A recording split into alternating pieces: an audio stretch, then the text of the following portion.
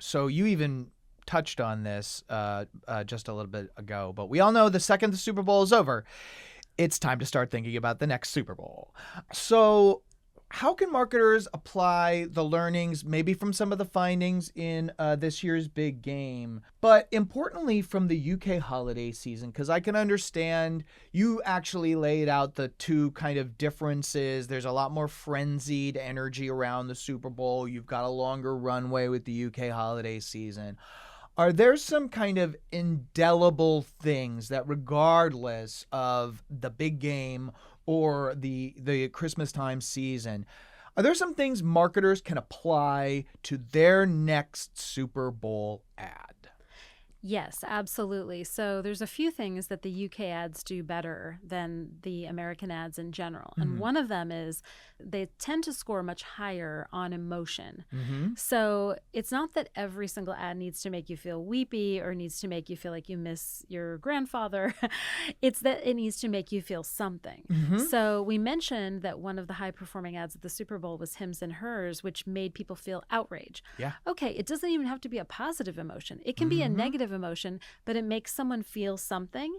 And another key thing is those ads in the UK for the holidays tend to be very narrative driven. They have a story to tell.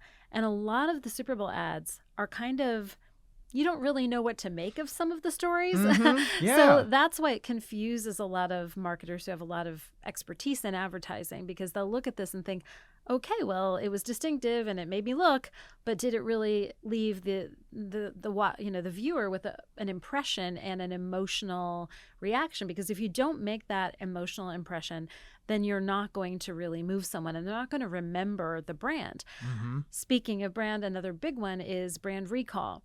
So a lot of the European advertisers, and I'll extend this not just to the UK, but other European markets, again, older markets, a lot of familiarity and expertise with, marketing. They do a good job with positioning the brand and making sure that people remember the brand. And a lot of the ads for the Super Bowl don't score so high on brand recall. So it's really important to remember that that is a goal of creating any TV advertisement and just advertising in general and marketing in general is to make sure that people can remember which brand it was. That's one of the issues with celebrities, that a lot of times people only remember the celebrity the day after, especially if multiple brands use the same celebrity, which you don't always know is happening. Mm-hmm. So that is an issue that every marketer and every advertiser needs to remember. It's how do we make sure our brand stands out? How do we make sure we make people feel something? And how do we make sure that there's a story to remember? Because people, humans, love storytelling. They relate to each other. They relate to brands through stories.